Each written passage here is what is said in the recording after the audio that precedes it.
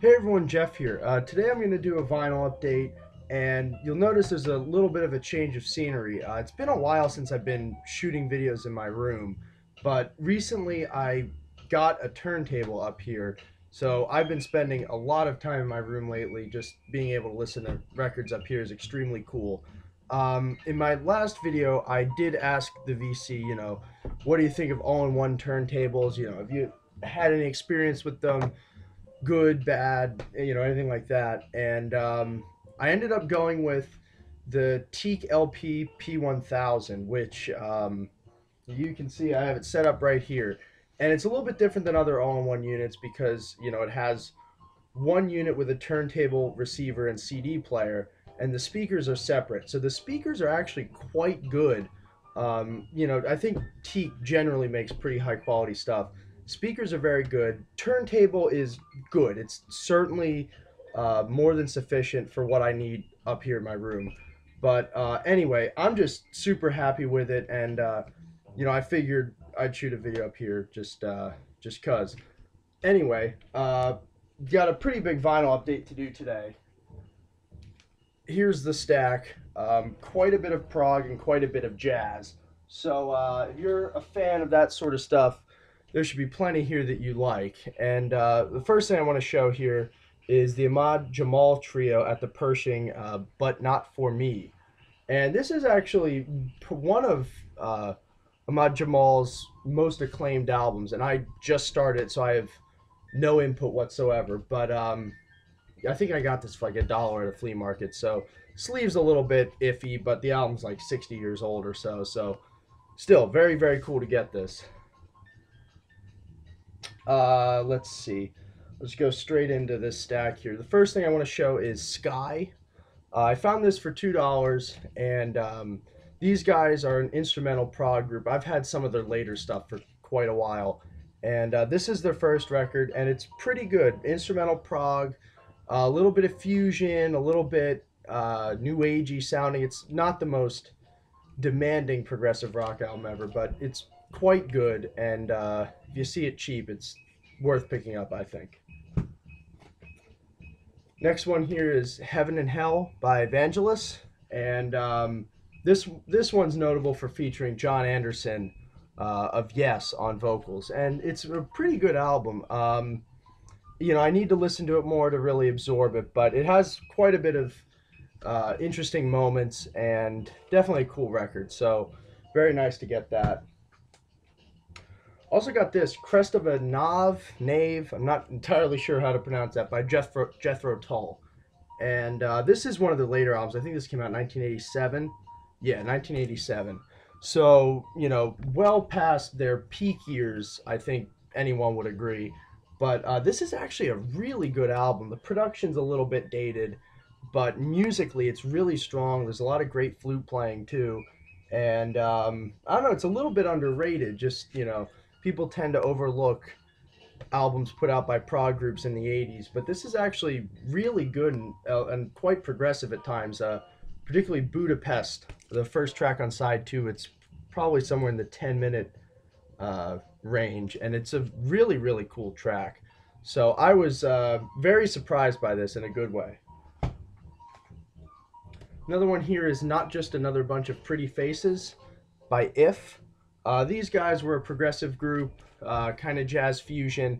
This isn't their strongest, and most people kind of ignore this one, but it's actually pretty good. It has some solid tunes, and not excellent, but certainly decent enough. And if you're a fan of the band, this might be worth getting. Another one here is the self-titled, and as far as I know, the only album from Forest Green. And you'll see on the back here, I paid $6 for it. Certainly not bad. The band photo shoot is kind of funny on the back here. But really pretty decent stuff if you're into maybe early Chicago, Blood, Sweat, and Tears. There's some horns, kind of progressive rock, a little bit of psych, a little bit of fusion. On the whole, this is really good, and no one really talks about this record, but definitely pretty cool stuff. And if you see it for like 5, 10, maybe even $15, this would be worth picking up if you're into 70s rock music. Another one here is The Confessions of Dr. Dream and Other Stories by Kevin Ayers. Kevin Ayers is one of the more influential figures in the Canterbury scene, you know, alongside, you know, Robert Wyatt, Pi Hastings. You know, he's one of those big figures in that scene of music. And this is not usually considered one of his best albums. I think Joy of a Toy is usually agreed upon to be his best, but this is pretty good. It definitely has some really great moments. Some aren't as memorable as others, but on the whole, very cool album. And I paid $8 for it, so certainly cool to get in the collection. And actually, I'll show this real quick. It's on the old school Island label, which I think is pretty cool. So very nice. Most of the Island records that I pick up are on a different label, and I don't know, just kind of cool. All right.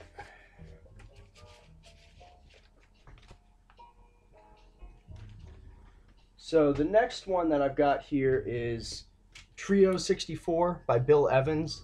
This is on Verve, and Peacock is on bass, and Paul Motion is on drums. Uh, Interesting album because what they do is they take kind of pop songs and you know, things that you wouldn't expect to hear on a jazz record and turn them into trio jazz. And it's kind of interesting to hear like a jazz version of Santa Claus is Coming to Town.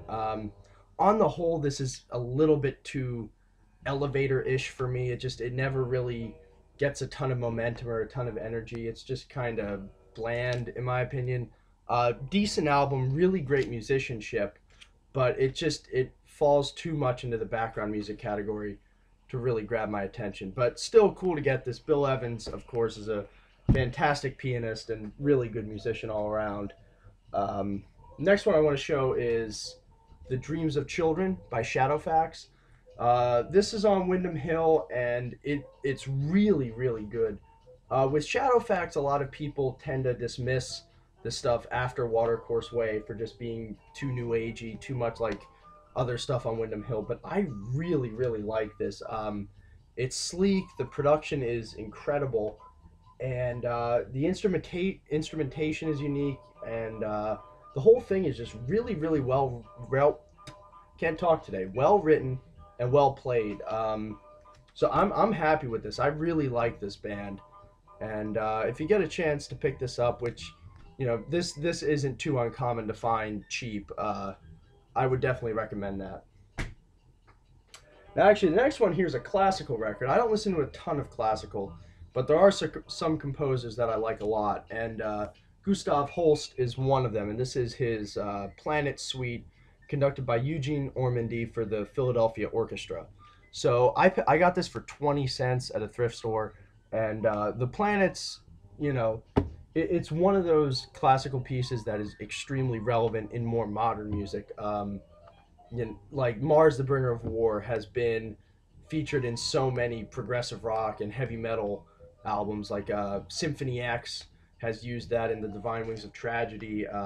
Emerson, Lake and Powell covered it in their album. So you know, it's very relevant to a lot of the music that I listen to, and it's a really, really good piece of music. It's up there for me with like The Rite of Spring as one of my favorite classical pieces. This is a really, really great record, and you know, if you're not too hip on classical music, this might not be a bad thing to check out because it definitely paved the way for a lot of techniques in like film scores, for example. So it's pretty melodic, pretty accessible, but still very interesting and dynamic. So the Planets, really, really good record, a piece of music, and for 20 cents, really, really cool to get that. Hopefully YouTube doesn't get me for this, because quite a bit of nakedness here, but Pleasure Signals by Wilding Bonus.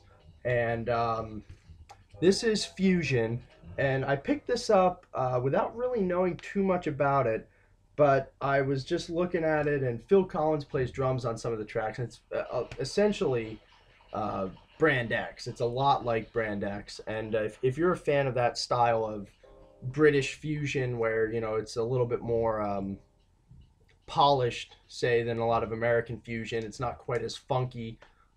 This is definitely a decent album, and it's nothing groundbreaking, but in terms of late '70s fusion, this is definitely pretty good. Next one I have here is L'Orient Doe. This was a progressive rock group from Canada. As far as I know, this is their only album, and it's nothing groundbreaking, but I guess when did this come out? 1978. So this is definitely one of the stronger progressive rock albums from that era. It's not, it doesn't have much pop in it.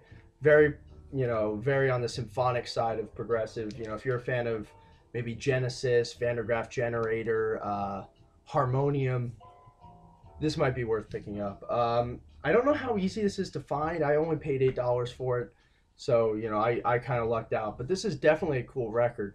And I remember when I posted this in the Facebook group, even Derek, who has an unbelievable progressive rock collection, wasn't hip to this. So this might be a hidden gem for some people that are into progressive rock but haven't heard this. So definitely a cool album right there. Another one I've got here is Bingo by Exception or Exception. I'm not entirely certain how you would pronounce that. But anyway, I'm pretty sure these guys were from the Netherlands. And I could be wrong. But this is a German pressing of this record. And it's a very good album. It's not from what I've been told, it's not the best record that this band ever put out. But it definitely takes quite a bit of cues from maybe like Grand Wazoo era Mothers of Invention. It's very fusiony, kind of off the wall a little bit, and if you're into that sort of stuff, this would be worth picking up. I think I paid about $8 for it, $8 or $9, so pretty good album. Next one here is Watch by Manfred Mann's Earth Band. Decent. Manfred Mann's stuff has never really made too much of an impression on me. It's kind of one of those groups where I'll put it on, enjoy it while I'm listening to it, but not really itch to come back to it too much. But this is definitely a solid album. If you're a fan of the group, this would be worth picking up. I think I paid $2 for it, so not bad at all. Also, Sweet Hands by Dave Liebman. This is really good. I like Dave Liebman quite a bit. This doesn't quite rival the best stuff that I've heard from him on ECM. Albums like Lookout Farm and Drum Ode, those are really kind of the elite Dave Liebman records in my opinion. But this is quite good, and if I remember correctly, it's a little bit more fusion oriented than some of the other Liebman albums. So pretty cool to get that. Also found a copy of Electronic Realizations for Rock Orchestra by Synergy. Electronic music, very, very synthesized. I'm pretty sure there are no other instruments here other than synthesizers.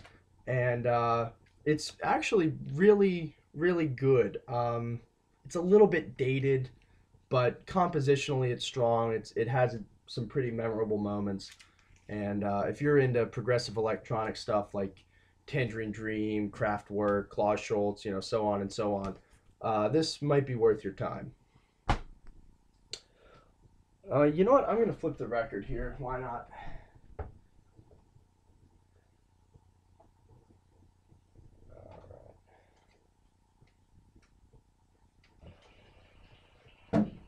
All right, sorry about that.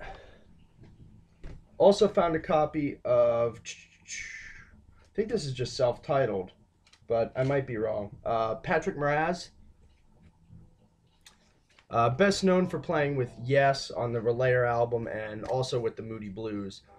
This was kind of interesting if I remember correctly. It had a bit of South American influence, and it's progressive rock, a little bit of fusion, but pretty cool stuff. And I paid $2 for this, so certainly can't go wrong for that sort of price. And I'll need to listen to this a little bit more to digest it fully, but pretty cool stuff. Now this is a really good album. Adavatron, I believe I'm pronouncing it correctly, by Alan Holdsworth. And Alan Holdsworth is one of those guitarists that's just an absolute virtuoso. And actually, one thing that caught my eye here too, on drums, you have both Chad Wackerman, who played with Frank Zappa, and Tony Williams. So really great musicianship here all around. And on this album, when did it come out? 87-ish? 86? Yeah, 1986. Um, he uses this thing called the synth axe, and it has a very unique sound. Certainly dated, certainly 80s, but it gives this record a bit of an identity. And if you're into just really, really techy, great musicianship, type of fusion and progressive rock, this would definitely be worth your time. So very cool to get that. Got another Manfred Mann here. This is Solar Fire. I remember liking this one a little bit more than Watch, but still nothing that held my attention too much. Decent album, and for $2, definitely can't go wrong. Also found Bursting at the Seams by Straubs. This is one of their classic era albums, and it's really good. I like some of the other Straubs albums a little bit more, but this is definitely a good listen. If you're a fan of this band, I would recommend picking this up. Foghat. This is their first album. I think it came out in 1972 on the Bearsville label, which is same label Todd Rundgren was on. A bunch of other stuff. But anyway, this is a decent album. Very kind of what you'd expect from early 70s, bluesy hard rock. Nothing to blow you away, but certainly a competent album, and for fans of that genre, I would recommend this. And lastly, Mr. Gone by Weather Report. And this is kind of interesting because it shows Joe Zawinul doing a lot of new things with the keyboards, and it's a very keyboard-dominated album. It's nowhere near as strong as Heavy Weather, Black Market, albums like that. But it is okay. It's a good album. It's just I'm not totally sure where they were going with this one. It's just not as strong compositionally as some of their earlier stuff, but still a cool album. And if you're a fan of Weather Report, you should probably have this in your collection no matter what. So that's all I have for today. Hopefully you guys dig this video. Let me know what you think of the new scenery. Do you miss seeing the wall of records behind me? There are CDs everywhere, but I know some people don't like CDs. So anyway, hope you guys dig this, and I'll see you all next video.